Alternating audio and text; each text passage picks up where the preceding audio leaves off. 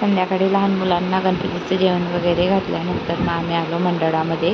गणपती बाप्पांची आरती केली. त्यानंतर लहान मुलांची संगीत करती झाली. त्यामध्ये भीती चैतन्य पण भाग घेतला होता.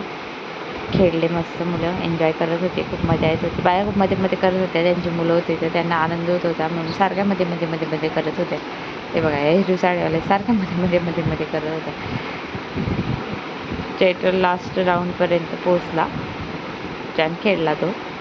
नाचत होता, एन्जॉय करत होता. गाण्यांच्या तालांवर नाचत होता.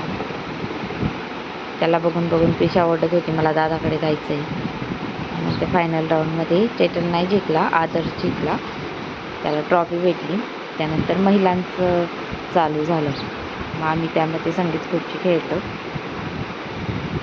महिलांनी पण छान एन्जॉय केला सगळ्यांनी. यांचं फायनल राऊंड झाल्यानंतर बघा इकडं भरपूर वेळ गाणे लावले त्यांनी. भरपूर वेळ मुलांना भरपूर सतवलं. मुलं पण मस्त एन्जॉय करत होते, थकले नाही. अशा प्रकारे आदर्श जिंकला. त्यानंतर आमची संगीत खुर्ची चालू झाली. बघा इकडं महिलांनी पण मस्त एन्जॉय केला. रात्रीचं जेवण जिरवायचा मस्त आहे उपाय. त्यानंतर मी पण फायनल राऊंडपर्यंत पोचली होती, पण त्यांनी फायनल राऊंडला भरपूर पडवलं. अर्धा तास तरी गाणं चालू ठेवलं होतं. भरपूर पडवलं महिलांना. अक्षरशः पाय तुकडे तुकडे व्हायला लागले होते, एवढं पडवलं त्यांनी लास्ट राऊंडला. अशा प्रकारे एक महिला जिंकली. त्यांना साडी दिली आणि आदर्शला ट्रॉफी दिली.